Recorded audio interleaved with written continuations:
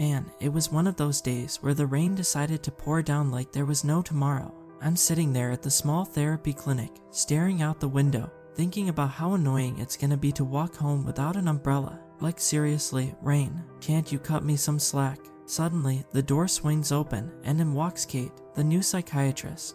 I greeted her with a big ol' smile, trying to hide my annoyance with the weather. She introduces herself, all professional like, "Hey, I'm Kate, the new shrink around here." I guided her to her office, where she's gonna be stationed, as per the clinic manager's orders. The day's been quiet, and it's just me and Kate in the clinic.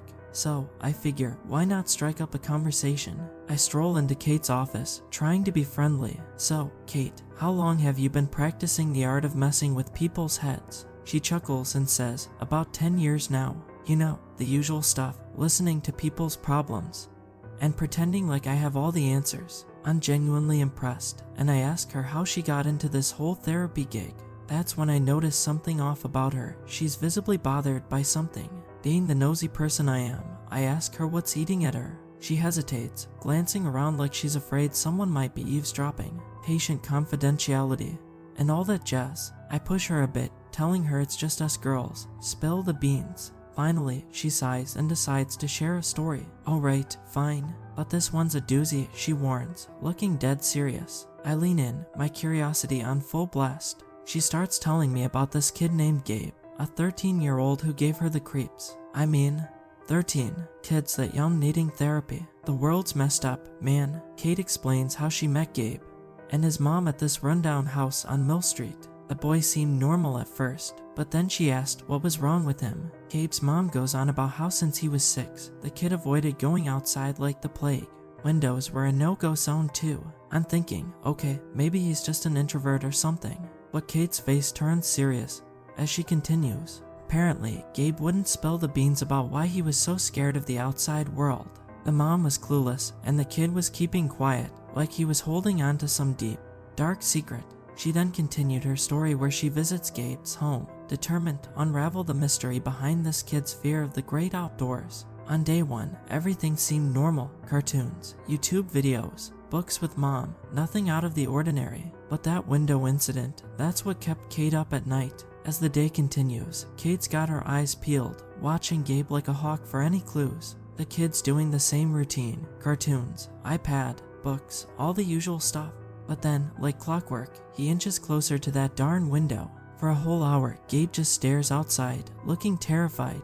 Kate glances out, expecting to see a UFO or a creepy neighbor, but it's just a regular backyard on a cloudy day. Nothing to freak out about, right? Wrong. When Kate asks Gabe what he sees, the kid loses it. "It's there, waiting for me to come outside," he mutters, voice trembling. Kate's skin crawls, and she asks the million-dollar question. "Who is there, sweetie?" The boy screams no, like he's being chased by the boogeyman, and bolts back to his room, treating it like some fortress of solitude. Kate's now officially creeped out, wondering if this kid's imagination is working overtime, or if there's something more sinister lurking. After the 5-hour shift, Kate leaves, feeling a sense of unease. She talks to Gabe's mom, asking if the boy's ever taken hallucinogenic meds or something.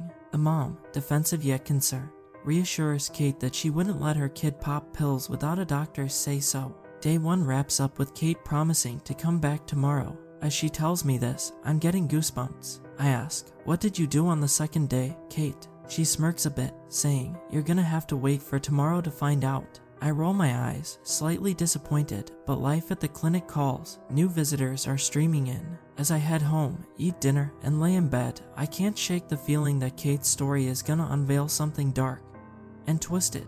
Tomorrow can't come soon enough. The next day crept in, and I was on a mission to wrap up work pronto, desperate to unravel the chilling tale Kate had started. But the clinic was buzzing with visitors, each with their own brand of chaos, and I hustled through the day, managing the madness with a dash of disappointment. By the end of my 8-hour shift, fatigue etched lines on my face. Kate caught the look on my face, and, out of kindness, she decided to spill more of her eerie story. My face lit up like a sunflower under the midday sun. We both left the clinic, making a beeline for Kate's home, where I settled on her comfy couch, eagerly waiting for the next chapter. Kate took a deep breath and dove back into the tale. On the second day at Gabe's place, things seemed normal until Kate wanted a quick smoke outside.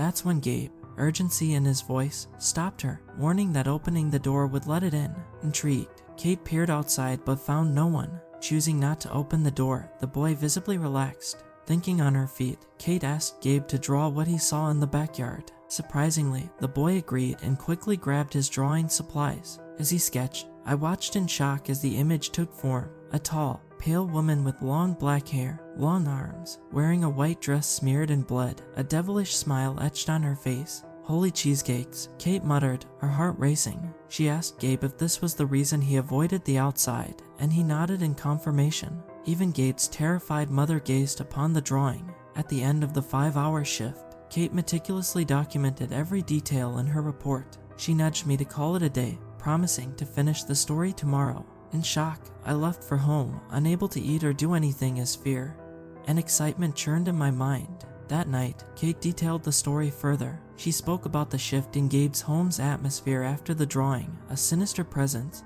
that sent shivers down her spine. She recounted the eerie feeling of being watched, as if the creature depicted in the drawing was somehow aware of their discussion. The next day at the clinic, I was a mix of anticipation and dread, eager to unravel the conclusion of Kate's unsettling experience with Gabe. Little did I know, the story was far from over, and the answers might be darker than I could have ever imagined. The next morning, I woke up feeling like I hadn't slept at all, thanks to the barrage of late-night text messages from Kate. My usual morning routine felt like a chore, but I pressed on and headed to work.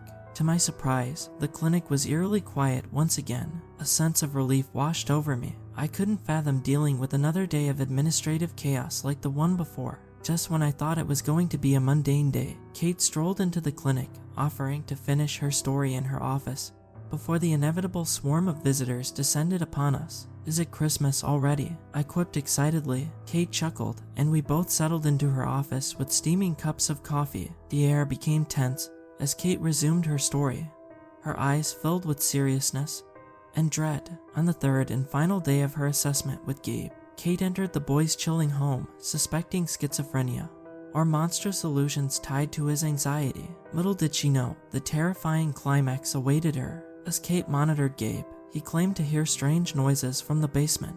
Curiosity outweighed caution, and Gabe insisted on investigating. Kate, uneasy, accompanied him. When she opened the basement door, an ominous stairway descended into darkness. To Kate's horror, a long, pale arm shot out from the abyss, snatching Gabe and pulling him into the darkness. He screamed in terror, pleading for salvation. Kate, panicked, chased after him, but when she illuminated the basement with light, Gabe was nowhere to be found. His mother, puzzled, revealed that he was napping in his room. Perplexed, Kate rushed to Gabe's room, only to find him peacefully asleep.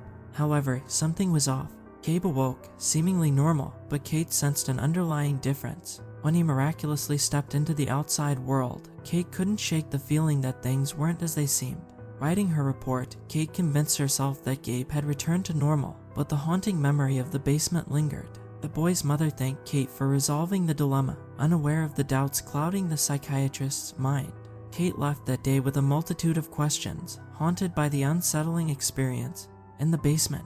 As she finished her tale, my eyes widened in horror. "I told you so," Kate muttered. "I know, you don't have to tell me that," I replied in a scared tone. Kate tried to reassure me, urging me not to dwell on the story as it might affect my work.